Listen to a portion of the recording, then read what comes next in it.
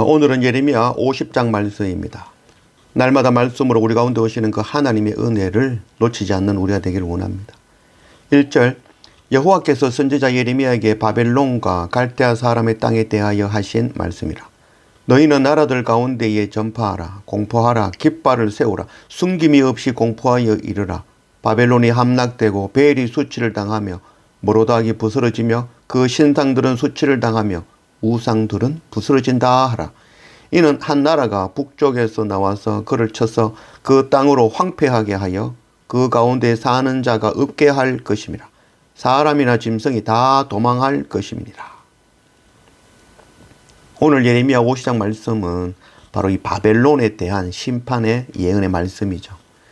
그래서 베엘은 바로 바알이죠. 곧 이 바벨론의 우상 마르둑, 오늘은 모로닥이라고 표현하고 있죠. 바로 이 바벨론이 멸망하는 것은 교만하며 하나님 없는 우상을 섬기기 때문인 것이죠.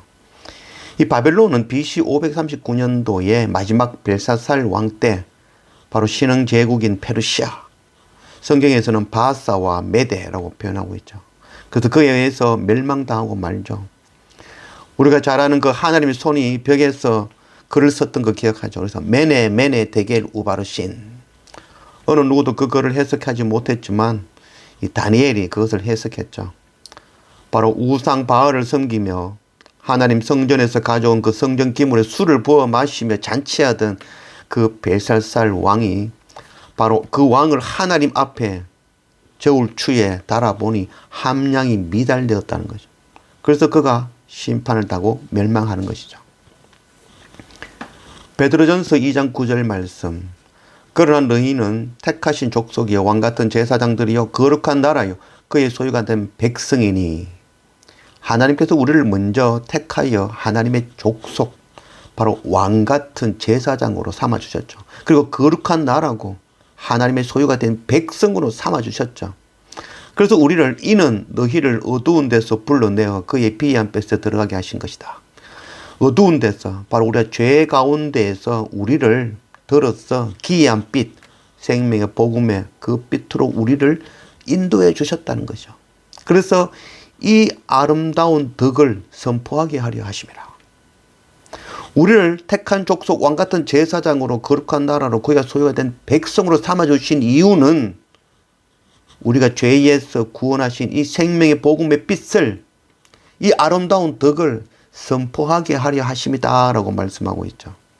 바로 우리를 보고 하신 말씀이죠. 우리 한 사람 한 사람은 바로 택하신 족속 왕같은 제사장, 거룩한 나라로 불러주신 것이죠. 그리고 죄 가운데서 기이한 빛으로 우리를 구원해 주신 것이죠. 그러나 우리가 하나님의 자녀의 그 책임, 불러주신 그 목적, 택하신 목적, 그 책임 다하지 못하며 저울에 달아봤을 때 함량 미달이면 심판이라는 것입니다.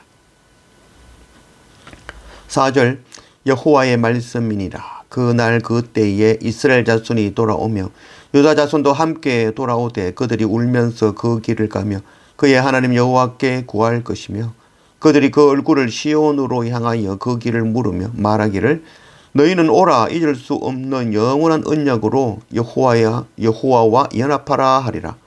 내 백성은 잃어버린 양떼로다. 그 목자들이 그들을 곁길로 가게 하여 산으로 돌이키게 하였으므로 그들이 산에서 언덕으로 돌아다니며 쉴 곳을 잊었도다. 바벨론의 이 멸망을 선포하시면서 바벨론에 남아있는 그 유대 백성들에게는 생명은 다시 회복되어질 것이다. 예루살렘으로 돌아가게 될 것이다 라고 구원을 선포하고 있는 것이죠.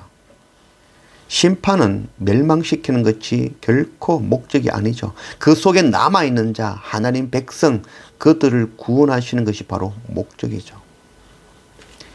영원한 언약, 새 언약은 바로 돌판에 새겨서 돌이 깨지면 없어져 버리는 것이 아니라 우리 마음판에 새긴 것이죠. 영원하게 남는 것이죠. 반드시 우리를 구원하시겠다라는 그 언약의 말씀인 것이죠. 또 오늘 6절 말씀에 내 백성은 잃어버린 양떼로다 라고 말씀하고 있죠. 이건 하나님 편에서 이르실 길을 아이고 잃어버린 양떼다 라고 말씀하지만 실제로는 잃어버린 양이 아니라 도망간 양인 것이죠. 꼴을 먹이시며 우리 가운데에 잘 살도록 지키시건 그 목자의 하나님 되심을 싫어하여 그 우리를 떠나 도망간 거죠. 내 스스로 할 수 있다는 그 교만으로 하나님을 떠난 것이죠. 우리가 잘 아는 비유죠. 바로 탕자의 비유죠. 아버지의 재산 받고 보니 그 돈이면 내 마음대로 뭐든지 할 수 있는 것 같죠. 그래서 아버지를 떠나 세상으로 나아가 세상과 연합하여 그 돈 다 탕진해 버리고 돼지의 지엽 열매를 주워 먹는 그런 신세로 전락하는 것이죠. 아버지가 그를 쫓아내신 것이 아니라 잃어버린 양이 아니라 도망간 양인 것이죠. 그럼에도 불구하고 그 도망간 양을 다시 돌아오도록 길을 여시고 기다리시는 바로 하나님의 긍휼이죠. 그 은혜로 우리가 생명을 얻은 것이죠. 심판의 이유는 명확한 두 가지입니다. 하나님 없는 교만과 이웃을 사랑하지 않음. 바로 하나님 사랑하지 아니하고 이웃 사랑하지 아니하면 그것이 바로 심판인 것이죠. 선교하지 아니하고 구제하지 아니하면 그것이 바로 심판인 것입니다. 이 성경의 모든 말씀이 바로 이 두 가지의 말씀을 하고 있는 것이죠. 그러나 우리는 끊임없이 이 두 가지의 죄를 지으며 살고 있는 것이죠. 하나님 말씀에 순종하지 않으며 하나님 없이 자기 소견에 옳은 것을 선택하며 스스로 왕이 되어 하나님을 떠나 하나님 없이 세상을 더 사랑하고 내가 쥐고 있는 이것이면 세상 하나님 없어도 잘 살 수 있을 거다 여기며 하나님을 떠나는 것이죠. 그리고 두 번째는 우리를 어두운 죄에서 건지신 바로 그 하나님의 크신 은혜, 그 십자가의 놀라운 은혜를 깨닫지도 못하고 나는 구원받았으면서도 나는 구원받은 이 놀라운 은혜를 우리 형제들에게 이웃에게 전하지 않고 베풀지 않고 긍휼과 복음으로 나누지 아니하는 것, 오히려 형제를 미워하고 사랑하지 않는 것, 이것이 바로 심판받을 죄인 것입니다. 하나님 사랑, 이웃 사랑으로 하나님의 자녀된 그 책임을 다하지 못하고 저울에 달아봤을 때 함량이 미달이면 심판이라는 것, 이것 잊지 않는 우리가 되기를 원합니다.